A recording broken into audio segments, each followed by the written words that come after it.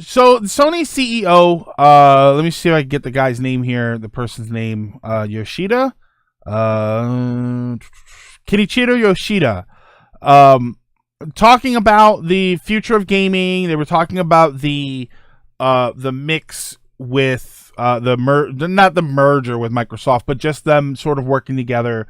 Remember the Judge Dredd film? The second Dredd movie was amazing. Look at it on Netflix. They were talking about them working together, and I'll read this as a direct quote here. Let me see if I can find it in the article here. It says, as we speak, we provide, as I said, the immersive business and experience is something we would like to continue to place importance on. That the sentence fell apart there. You should continue. If you look at the game industry as a whole, the console market is not a major market. Rather, it's a niche market, if you will. But for core gamers, immersive experiences are something we would like to value. Blah, blah, blah, blah. So what happened there, in case you didn't notice, I don't know why my icons are not in the chat right there. In case you didn't notice what happened right there, he just called console gaming a niche market. And what I'm interested in from everybody here is, do you think that that's true? Do you think that when it comes to gaming as a whole, that console gaming is a relatively niche market? I am inclined to say no, that it is not a niche market. I would argue that console gaming is the primary gaming market. Mobile gaming, I would say, is niche market. To say niche would be, in this definition, I would argue that it means a small corner, a small subsection of that. You know, I sped through that.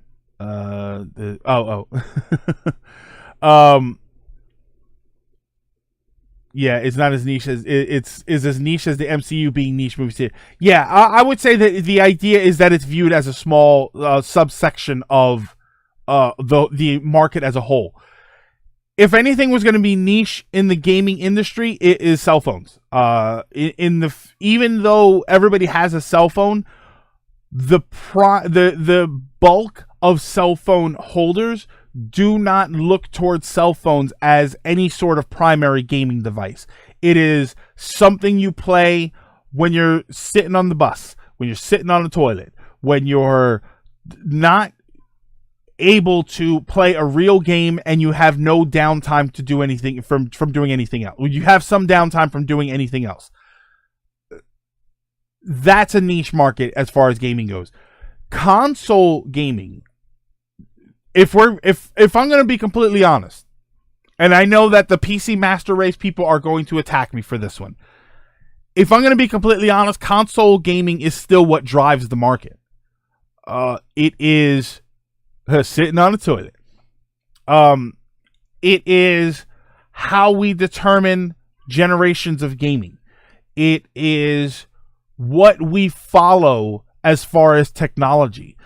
PC technology is interesting because at the same time that it moves really fast and there's always something new coming out, you don't need it and no one can keep up with that pace. So older technology still works. You know, for as much as people talk about well, you have to get the new graphics card and you have to get this new CPU with the motherboard and 16 or 32 gigs of RAM. Like, for as much as people talk about that, for anybody that is a little bit into computers, you can take a generation's old CPU with a motherboard that still uses DDR3 RAM, which is the RAM that hasn't been new for a while now. Add a smaller graphics card, add something like an older graphics card, and make a system that is stronger than PCs, than most of the console games on the systems on the market right now. Most of. So it's PC gaming has this sort of weird window where you could buy all the newest stuff, or you could realistically buy a system from 7, 8, 10 years ago, upgrade that to a point, and still be playing games from today. Yes, you're not going to be playing them at 4K, 60 frames per second, but you can still do it. And that's very interesting. That's why I don't think PC gaming is niche, but I think that it is a different sort of area of gaming. Console gaming is still the gaming that drives the industry. It's still what people pay attention to. The bulk of gamers, I would argue that even if they game on PC, they own consoles at home. Even if it's a Nintendo, one of the biggest things that we've talked about is, realistically, if you've got a decent enough PC, you could get by as far as a video gamer with a computer and whatever Nintendo system is currently out, because Nintendo doesn't make their stuff available on computers. Ranson Sean, what's going on?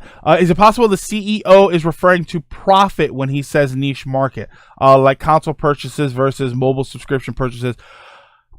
No.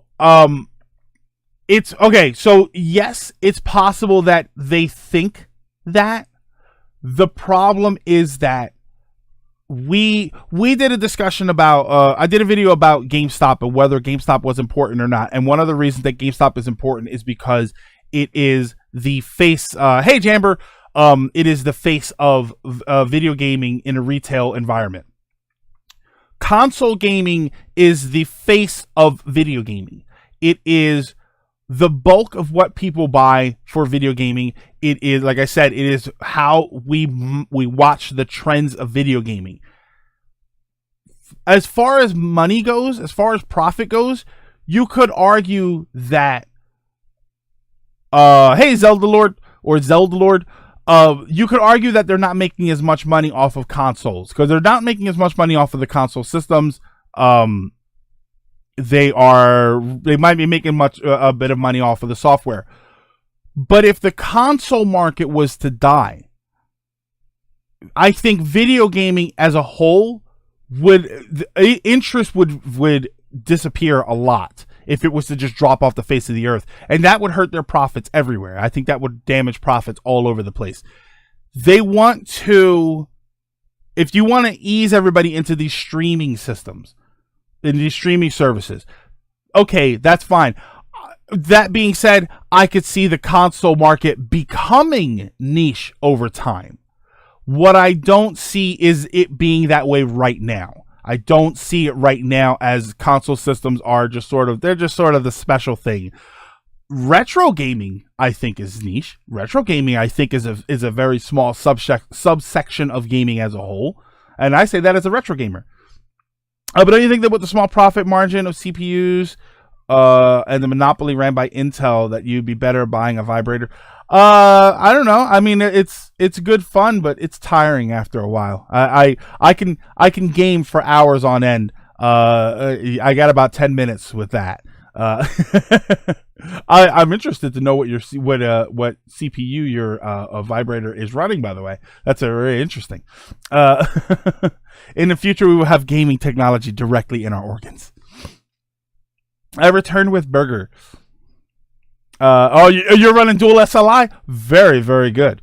You're running SLI? All right. Yeah, I run Crossfire. Oh my. Wait, I've got sounds for that.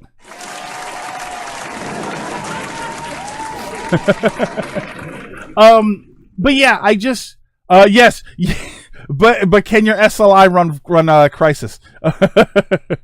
I mean, I guess if one gets stuck, that's a crisis.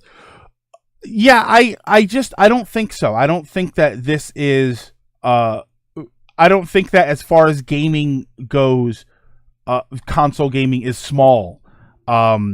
It's getting smaller. Absolutely. I definitely think it's getting smaller. I question the viability of these streaming services. We've had that discussion where we talked about how reliable they'll be and whether or not that reliability is going to cause issues with people getting into gaming. If they are not reliable, we argue about digital versus physical all the time. And one of the biggest arguments is that physical gaming, it's there. It's there for you to play. I can grab a game off the shelf, put it in my system, and play that. I don't need to worry about it downloading. I don't need to worry about a streaming service. And if the streaming service is down, nobody can play. I don't need to worry about them taking down games that have been up there for a while. You know what I mean? They're yours to have. And the idea of console gaming going away means you would slowly but surely lose a lot of that. I honestly think that we would see a shift back to more retro gaming, more emulators, because people like having that stuff there for themselves, not worrying about whether or not some streaming company is going to take it from them at some point. Rest in peace, Ouya, by the way. Yes, absolutely, Lizard. Apparently, June 25th, they're going to stop the Ouya service, which I don't understand, because I bought an Ouya last year, tried to set it up, and it doesn't work. It would not connect me to a service to be able to set it up. So I can't use my Ouya, which is very disappointing. I mean, it is top of the line gaming, and now it is a glorious looking paperweight. On the side against digital, look at Telltale's all the Telltale games are being removed from Steam and GOG, which Lilac, I the first heard GOG a few months ago, couldn't tell you what the hell it is. I mean, I assume it's a game purchasing service, but yeah, no idea. Which is why they stopping the service. Yeah, no one can use it. I had to make a call. What I meant, you missed the whole show. No. What do Ouya was a scam like the Calico Chameleon. Yeah, Ouya was a scam that actually happened though. Do I have? Where is my Ouya?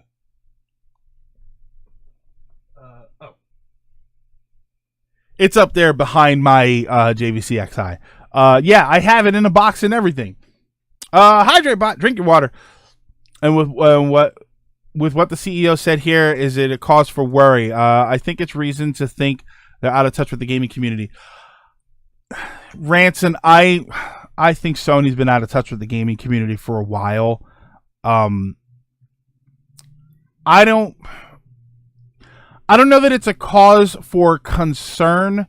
I think it's not yet, because we are seeing stuff for the PS5. I think it's a cause for concern down the road concerning Sony. I don't see Nintendo getting out of the console market anytime soon. There's no way.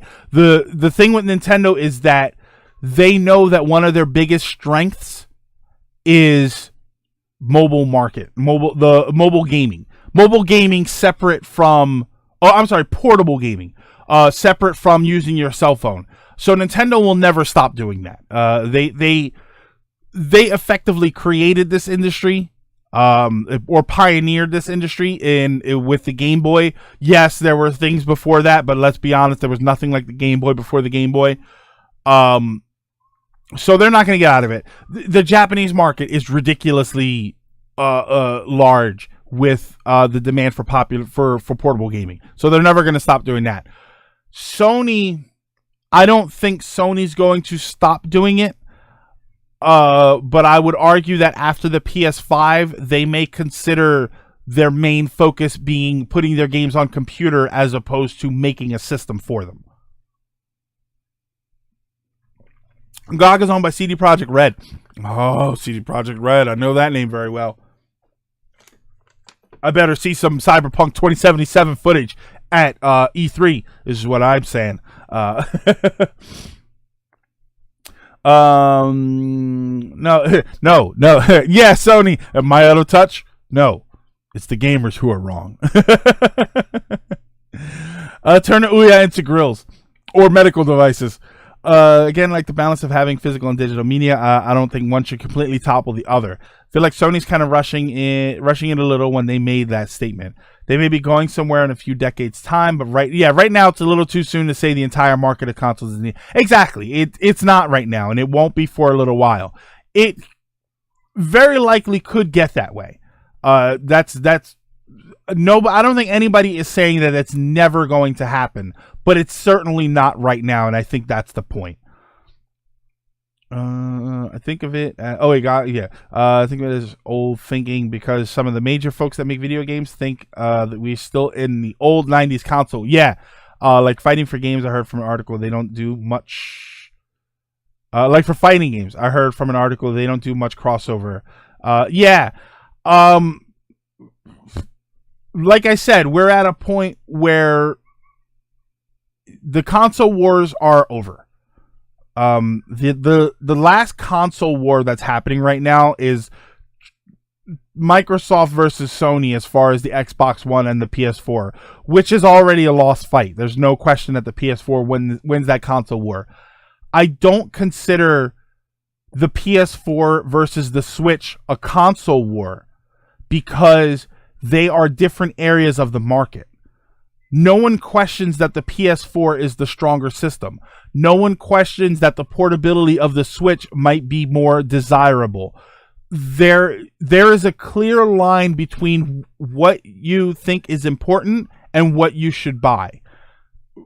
Xbox versus Sony was still, which one's the stronger one? Which one will give me more features? Which one has better first party stuff? Like, you had to sit down and decide what of those was more important to you. You don't need to do that for PS4 and Nintendo. You don't need to do that with Xbox and Nintendo. You just need to look at it and say, do I want portability? That's the Switch. Do I want a more powerful home system? That's the PS4. Do I want to waste my time? That's the Xbox. Technically, we're in a console cold war. Yeah, it's an outright curb stomp in sales.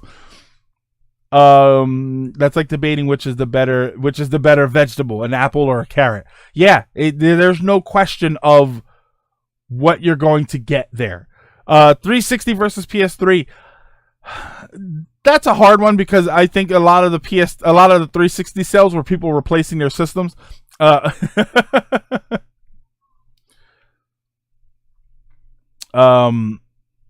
you got that backwards. So yeah, I just it has an Xbox but not a PS4.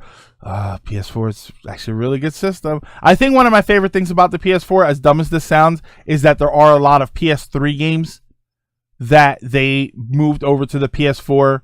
I would have preferred backwards compatibility, but it's nice to see that they didn't forget about a lot of those games. That's why I don't mind when they talk about ports for the Switch. I'm fine with that. If there was to be a fourth major console to come out soon, which developer do you think would make it? I don't know. I don't know that there is another developer that... First of all, I don't think anybody should enter the market. I know that they were talking about the Madbox, which we discussed here, but the Madbox is going to be a gigantic failure. If there was a fourth major console to come out soon... Ranson, you are newer here. One of the things that I have discussed several times here is the idea of Microsoft doing a sort of upgradable console PC hybrid that could theoretically replace your PC, assuming you don't do anything super high demanding on your PC. Some sort of console in the middle. If there was a fourth console, I wouldn't mind seeing something like that. Something that sort of rests in the middle to bridge the gap from console gaming to PC gaming, because I think that that's an argument that they feel so separate, and they have felt so separate for so long to an outsider, to a gaming outsider. To a gaming outsider, the idea of a console system versus a computer seem like completely different worlds. We in the world know that they're actually not that far apart from each other, and that it's not difficult to transition from one to the other. But for an outsider, it seems like a giant space in between them. Google, I see everybody saying the Google Stadia. Google might not be a bad idea to make a console, although I guess the Google Stadia is going to have something physical in your house. Something to sort of bridge the gap between console gaming and PC gaming. I think that might work. I don't know if Google Stadia is going to work, because I don't like the idea of constantly having to have a connection to stream your games. That seems ridiculous. Consoles aren't a niche market. The majority of males 7 to 17 will have a console. Sick Dog, I would go so far as to raise that number from 7 to 17. I would go so far as to say something from child age well into the 30s and 40s. Very, very much, because whether or not they are modern consoles or old school consoles, especially with old school consoles, Nintendo, Super Nintendo, Genesis, realistically, you could ditch those and have emulators play all of your games on your PC. That's not new information. But a lot of people still like to have the physical systems. A lot of people like to either collect that stuff or they prefer to play it that way. So I don't know. Again, I think retro gaming could be considered a niche market in gaming, but when you look at it overall, having a console of some kind in your house is not that uncommon of a thing. A person who isn't really into games will buy a console before a gaming computer. Absolutely sick. And they'll do it A, because they trust the name of the maker. They trust Sony and Microsoft and Nintendo. B, because it's more convenient. They don't have to do a lot of setup. They don't have to worry about a ton of parts failing, even though they don't realize a ton of parts can still fail. It is just easier for people to get into the gaming market. If you make that entry point too complex, less people will do it. Most people aren't that smart though. Yeah. They would just blow $400 instead of figuring out how to use an emulator. Yeah, exactly. And then sometimes it's, we got our Nintendo and Super Nintendo Classic. I have all the games emulated, but it's fun that way. More people have a console than PC, to be honest. Than gaming PC. I think most people have a computer in their house, but they are not capable of running games at the level that modern consoles are, which is not a difficult point to get to, but nobody knows that. I'm not saying PC is niche. I'm just saying consoles are more. Yeah, consoles are more common. Consoles are extremely more common. It is an easier entry point to get into gaming. I love games that focus on console mostly for the ease of it and exclusives. The reason I never picked up Xbox One is because I could get the games on Windows 10, which is a strong reasoning for Microsoft to not have a console anymore. I would argue that Microsoft should not be making a console for the next generation. They should focus on peripherals and games. And like I said, an Xbox branded PC would not be a bad thing at all. Oh yeah, you're still cleaning up, Minion. So yeah, I that's really it for that topic. Console gaming is not niche. Not yet. It may get there at some point. It's not now though. And maybe, and here's one last little point. Maybe the company that it just showed us footage of the PS5 and wants to sell the PS5 to people should not be calling that market a bad word. Because when people hear niche in this context, they think it's a bad word. They think they're being insulted. And I don't think maybe you should be insulting gamers right as you announce your new system and start showing it off.